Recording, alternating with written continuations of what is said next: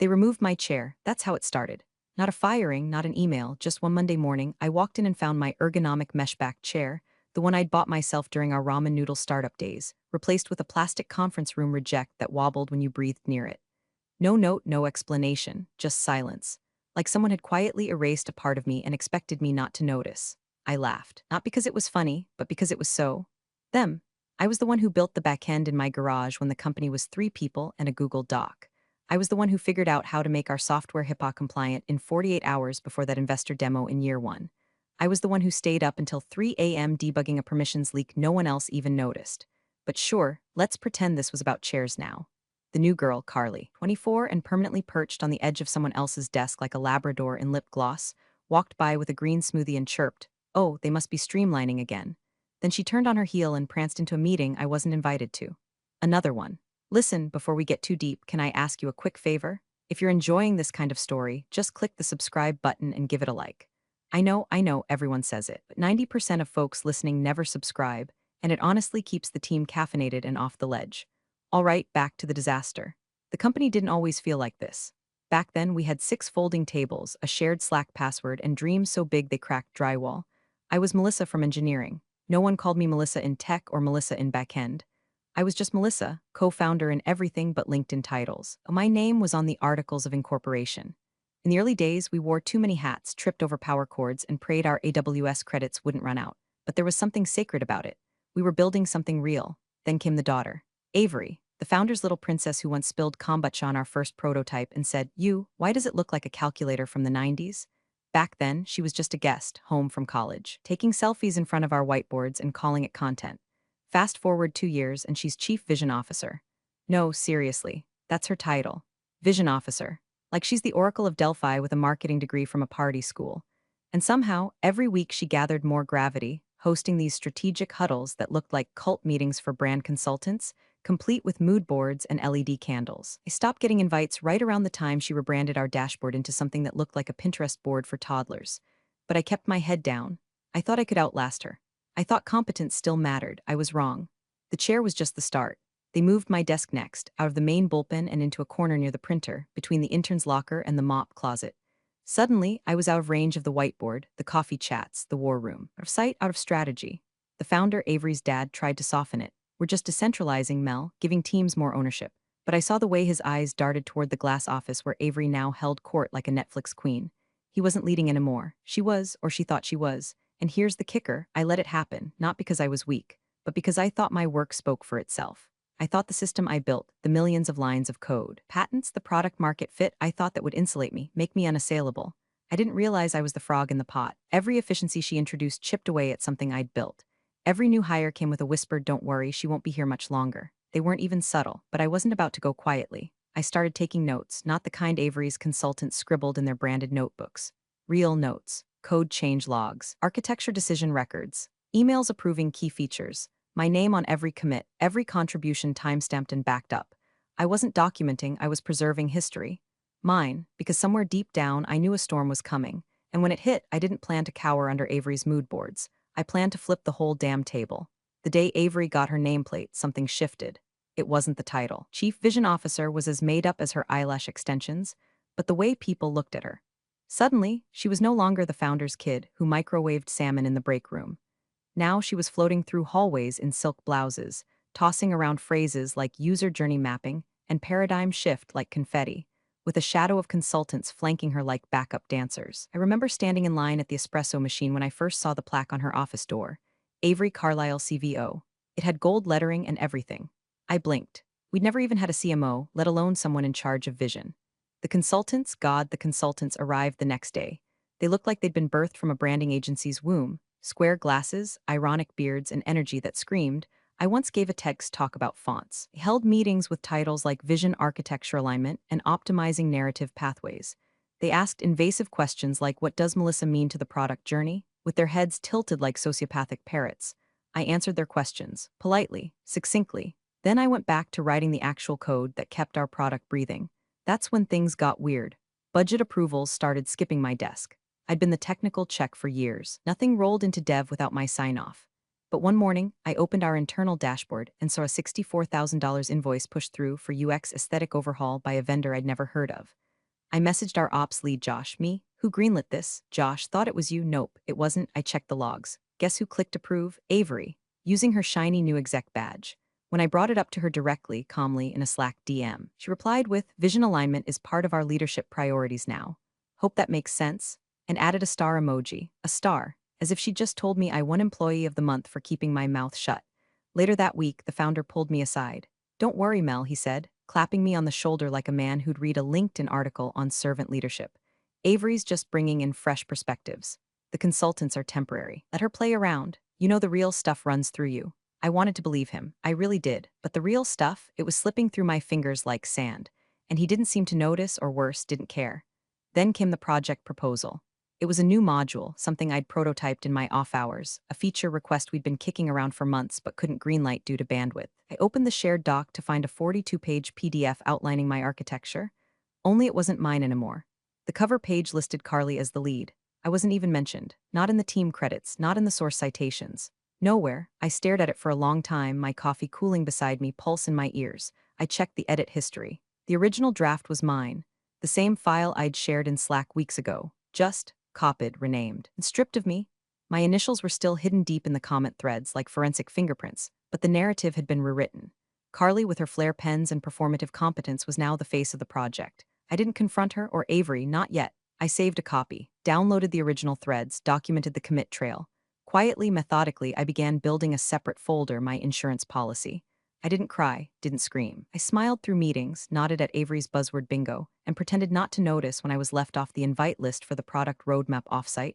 But inside, something was calcifying. I wasn't being overlooked anymore. I was being erased. And erasure, I've found, is just another word for war. It started with a spreadsheet. Subject line, efficiency visibility audit action required. The email came from Avery's new chief of staff, a man named Dean who wore loafers without socks and called everyone my dude, including the cleaning staff. Attached was a color-coded template labeled individual contribution matrix, as if we were cogs in a Six Sigma factory, instead of the technical team that had carried this company on our backs since it was 3 pizza boxes and a dream. They wanted us to list our weekly tasks, categorize them, quantify impact in business value units. I wish I were joking. Dean followed up in Slack 5 minutes later with, let's lean into radical transparency, folks. If your work is vital, it'll shine. That sentence right there, that's when I knew the knives were out. I'd seen this movie before. Call it an audit, call it a matrix, call it a culture reset, it all meant the same thing. Someone was getting cut, and they wanted a paper trail to make it look like strategy instead of sabotage. I'd watched them pull the same move on our support team 6 months ago. One week it was streamlining tier escalation, the next it was cardboard boxes and non-disclosure agreements, so I played along. I filled out the spreadsheet. Every task, every project, every bug ticket. I made it so dry, so clinical, it read like it had been spat out of a printer at Deloitte. But behind the scenes, I was building something else. My own audit. See, when you work in tech long enough, you learn that the version control system is your memory. Git doesn't lie. Every commit, every branch, every pull request, I started cataloging it, downloading backups, cross-referencing with Jira tickets, linking my contributions to each feature we launched, each client win we bragged about in pitch decks. I printed out the IP origination forms I'd signed in year 1, dug up the original architecture diagrams with my signature at the bottom, and backed up the folder 3 different ways. Encrypted USB, private cloud, and 1 copy sent to an old Gmail address under a fake name I used to use for fantasy football. Call it paranoia. I call it insurance. Meanwhile, the company Slack turned into a haunted house of nervous emojis. Whole teams were being repositioned. The data science team went from 10 people to 2 in a week. DevOps got folded into product with no explanation. Our senior mobile engineer was suddenly reporting to someone in marketing who once asked if iOS was open source. When I asked why my own direct reports were showing up under someone else's Jira tree, I got a DM from Dean. Hey Melissa, just shifting some reporting lines for visibility. Nothing to worry about. That smiley face nearly sent me into orbit. The founder, remember him? Avery's dad stopped coming into the office. He used to show up with cold brew and half-baked ideas. Now he just phoned into exec stand-ups, said vague things about trusting new leadership, and logged off before questions hit. And Avery, she strutted around like a conquering queen. She wore suits now, carried a leather-bound notebook she never wrote in, started using phrases like we're evolving past product-centric thinking and let's talk vision economics. She even changed her Slack status to Lightbulb, taking point on InvestorCom's briefcase that last one hit different. Investor calls were sacred. In this company, they were the lifeline. We were still pre-profit, pre-acquisition. Everything we had, our office, our salaries, our overpriced kombucha fridge, was riding on those monthly check-ins with the people who actually paid the bills. And she was taking point? I stared at her status for a long time, sipping black coffee that tasted like resentment. That's when I opened the founder's agreement again. The one from the seed round. I still had a PDF. I'd helped draft it back when lawyers were optional and everyone signed things at 1 a.m. over cheap beer. Page 6. Paragraph 12. Technical founder shall retain voting and veto rights pertaining to any structural equity change, including cap table amendments, investor term modifications, or dilution events, unless and until rights are formally reassigned via board vote and mutual consent. I read it twice. Then I bookmarked it. I wasn't just building a backup anymore. I was building a trigger. They wanted efficiency? Let's talk efficient exits. Avery summoned me via calendar invite. No subject line, just one quick sync with a 15-minute slot squeezed between wellness culture brief and her daily influencer content review. I accepted without replying. No point. I walked into her office at precisely 9 o'clock a.m. She didn't look up from her phone. Hey, Mel, she said like we were brunching, not bleeding out. There was a pause. She didn't offer a chair. Then she launched into it, voice syrupy with weaponized empathy. I wanted to have this conversation face to face, woman to woman. It's not easy, but I think we're both mature enough to handle change with grace. I said nothing. Let the silence stretch like barbed wire between us. She twirled her pen, some designer thing with a crystal in the cap, and exhaled dramatically. So, we've been doing a lot of thinking at the leadership level. And honestly, the org has evolved. Your technical role has kind of matured past the scope of where we're headed. I blinked, matured, right, like it's legacy. Not in a bad way, it's just foundational. You were amazing at the beginning, building scaffolding and all that, but we're not scaffolding anymore. We're architecture now, you feel me? I stared at her for a beat. This is a termination conversation. She flinched just slightly. It's a transition conversation. HR will follow up with the official stuff. I just thought it deserved a more human touch. I didn't move, didn't speak. Let her squirm in her own compostable office chair. Finally, I nodded once. Got it. As I turned to leave, she added, this isn't personal. You should know that. I paused in the doorway, looked back. Everything that builds the product was personal to me. That's why it worked. And then I left. By the time I returned to my desk, there was an HR calendar block waiting in my inbox. Melissa termination logistics 30 min, sent with read receipt enabled. Brave. I didn't attend it. Instead, I went home. I poured a glass of wine, opened my laptop, and started digging. There's something primal about betrayal, something that strips the varnish off memory. I remembered the legal pad I'd scribbled on with the founder, year one, drafting what would become the founding documents. I remembered sitting on his porch while he explained the importance of founder roles, how investors like technical founders on paper even if they rarely appear in the spotlight. I still had that PDF, the amended Articles of Incorporation series of financing, buried in an old Dropbox folder under a subfolder called Don't Delete Ever. I opened it. It all came rushing back. Clause 14b, page 9. In the event that the technical founder is involuntarily removed, terminated, or reassigned without consent, any modifications to company structure, equity distribution, or financing rounds shall require explicit written approval from said technical founder or a majority vote from founding board members. This clause is irrevocable unless mutually nullified in writing. I sat back, heart thudding, not with fear but with something harder. Colder, recognition. They'd forgotten, or more likely, they never read it. Avery had come in like a wrecking ball with pastel PowerPoints and a fake title, thinking leadership meant deleting the past. She didn't realize the past had teeth, and I'd sharpened mine. I cross-checked the clause against my records. It had never been revoked, never amended. The board had changed, yes, but that clause had not. And they'd just removed me on paper without consent. My hand trembled just slightly as I closed the laptop. Not because I was scared, because I knew exactly what was coming. Avery thought she'd won. Thought optics and Slack emojis and strategy huddles were power, but I still held the kill switch, and I was done waiting. The investor calls used to be sacred. Cameras on, mics muted unless summoned, and only the founder spoke unless someone was bleeding money or code. Now, it looked like a reality show. Avery had hijacked it. The backdrop behind her was ridiculous. One of those staged home offices with fake books and a neon sign that said do the work. She wore a blazer 2 sizes too big and smiled like a real estate agent about to upsell a haunted house. To her right, the founder sat off-center, visibly disengaged, sipping from a mug that definitely didn't hold coffee. I stayed muted, camera off in the lower corner of the Zoom panel. Anonymous. Unseen. Not a name they recognized, unless they'd actually read the series of paperwork. Avery kicked things off with her usual TED-light nonsense. We've been deep in efficiency mode this quarter, really sharpening our operational edges and aligning with our strategic core values. She said aligning twice in the same sentence.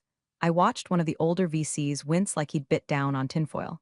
There were charts, so many charts, slide after slide of agile synergies and cultural optimization vectors, none of which explained why our roadmap was months behind or why half the senior engineers were missing from this call. And then she dropped the bomb. In that spirit of alignment, she chirped, voice like lacquered pine, "We've made a few bold, future-facing shifts. One of those is the streamlining of legacy roles. So, as of this week, we've sunsetted Melissa's position to make space for new operational agility in our tech leadership. Sunsetted, like I was a product feature past its prime.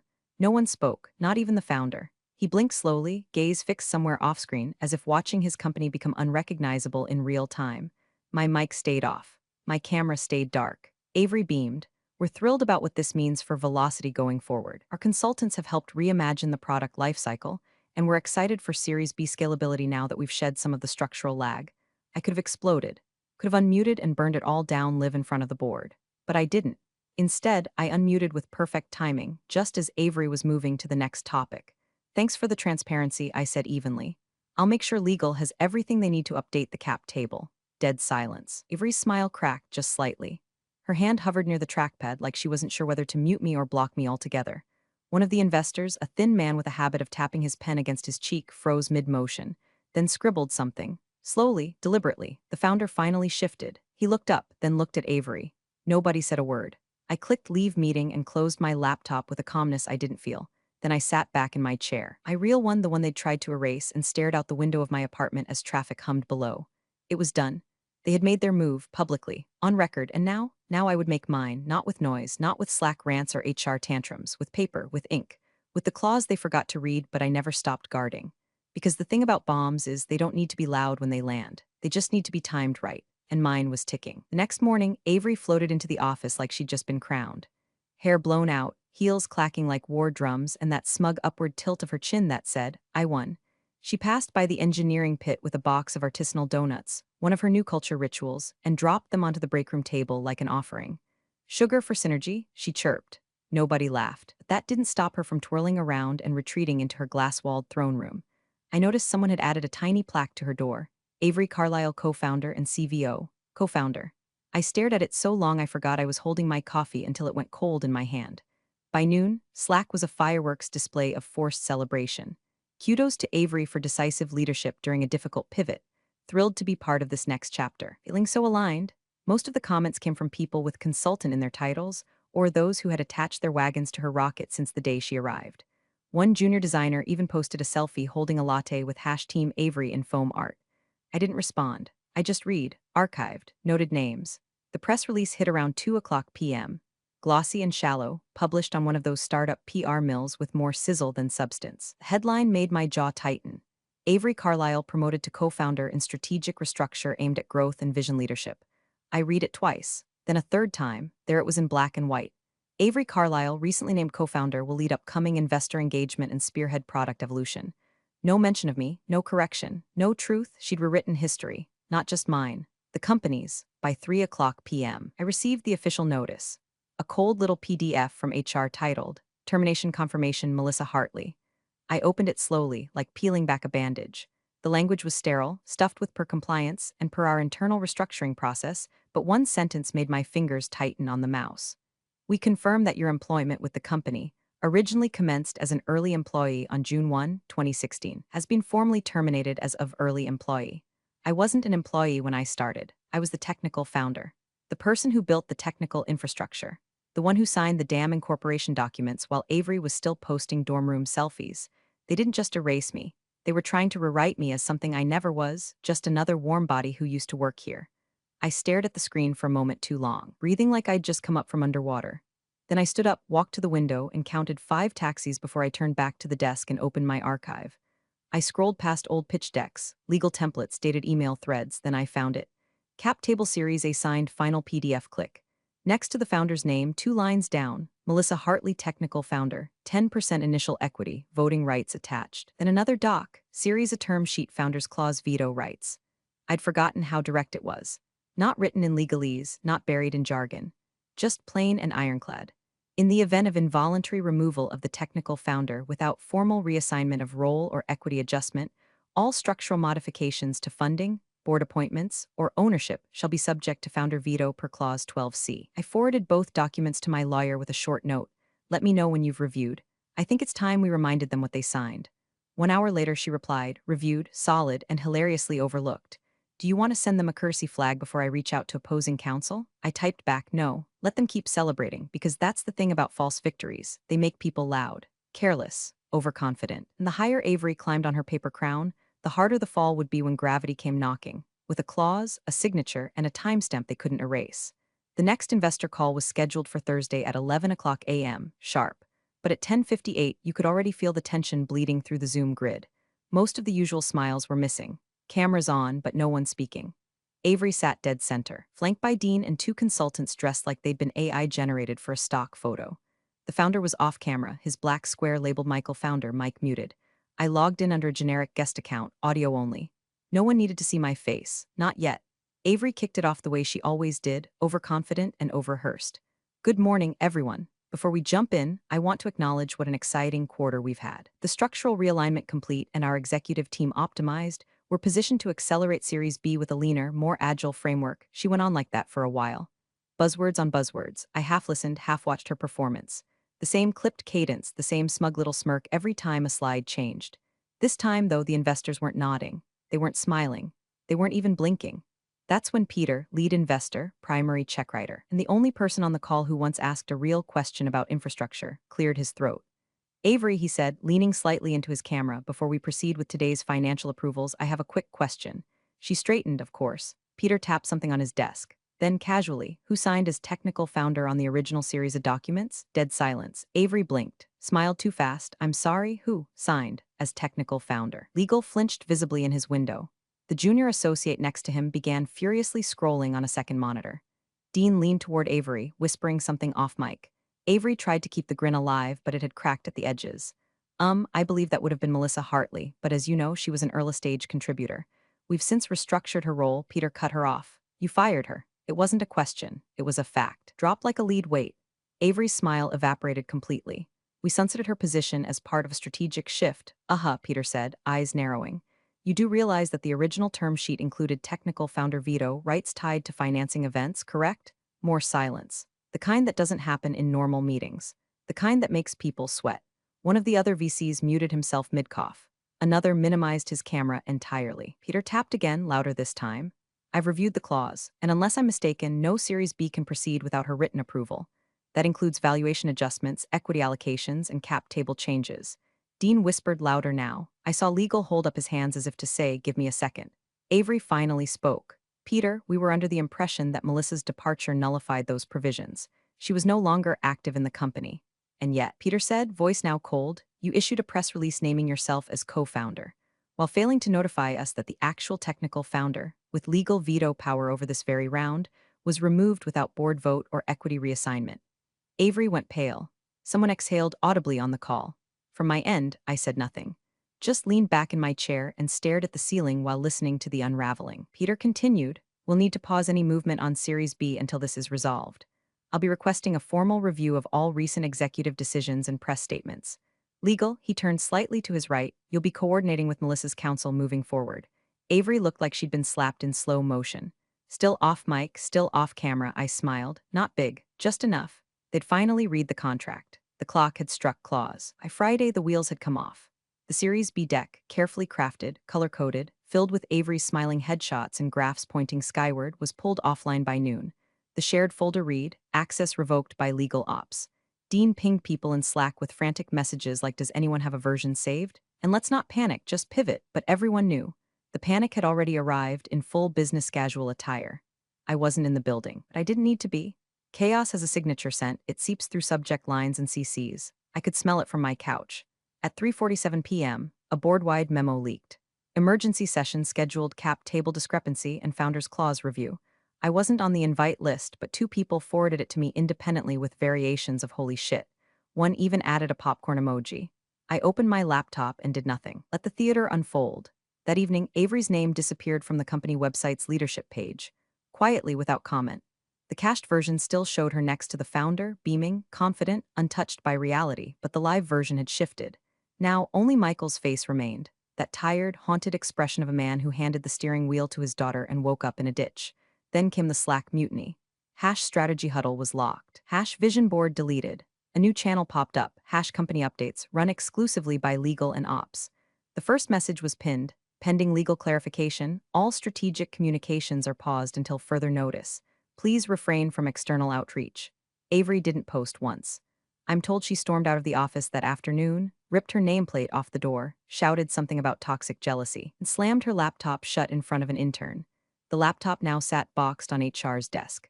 Her keycard was deactivated within the hour. My inbox lit up at 6:12 p.m.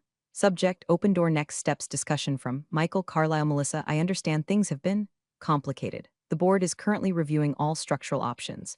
Would you consider a conversation about reinstatement? Your experience is deeply valued. Warmly. Michael, I didn't reply. Instead, I closed the email and opened the most recent memo from VC Legal that had been forwarded, unofficially of course.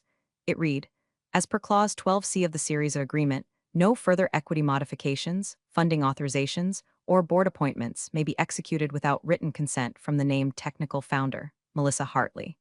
This includes pending Series B disbursement. All participating investors have been advised accordingly. That was it. That was the sentence that locked the vault. I wasn't just a ghost haunting their cap table anymore. I was the key holder, the bottleneck, the clause they couldn't bypass without crawling, and everyone knew it now. I could feel the shift, not just in power, but in posture. The same people who'd smiled through my erasure, who clapped when Avery sunsetted my role, were now scrambling to undo it, as if my consent could be printed on letterhead like nothing had happened, as if I'd forgotten. They thought silence meant surrender, but I had never surrendered. I had simply waited, and now the company was frozen. Every decision, every dollar, every dream, all of it tethered to a name they tried to erase. Mine. The final financing session was scheduled for Monday morning, 9 a.m. sharp. The kind of call that normally comes with champagne chilled in someone's breakroom fridge, and an intern hovering off camera to take notes for the victory blog post. But this one had no celebration energy. The investors were tense.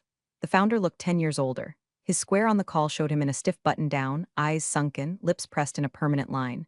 No Avery in sight, no Dean. Just legal, arms crossed, flanked by the firm's CFO, whose expression suggested she'd aged 3 fiscal years in the last week. They tried to keep it upbeat at first. Walked through projections, rehashed retention metrics, flashed slide decks as if facts could unburn a building. But the oxygen wasn't there. Everyone was waiting for one thing, and it came right on cue. Peter, the lead VC, now very much the only voice that mattered, adjusted his glasses and said, before we finalize, we'll need confirmation on one outstanding item. The founder cleared his throat. Of course. Peter nodded toward the bottom corner of the screen. Melissa, I clicked my mic on. My camera stayed off. Here, he leaned forward. Do you approve this round as presented, including all current executive titles and equity designations? There it was, the moment, the final pin in the grenade. I didn't hesitate. No, I said. Not while Avery Carlisle holds any title, stake, or influence within this company. My veto stands. Silence. Real, actual silence. Not a sound from legal, not from the founder. Just the faint, hollow echo of someone muting themselves in the background. Then Peter leaned back in his chair, steepled his fingers, and said, understood. We'll consider the matter unresolved. No funds will be released until structural revisions are made in line with Clause 12C. Click, the call ended just like that. No shouting, no drama, just a quiet unraveling of their plan, thread by legal thread. 2 weeks later, a formal announcement was posted on the company's LinkedIn page. Michael Carlisle, our esteemed founder, is stepping down to pursue new ventures. We thank him for his years of service and vision.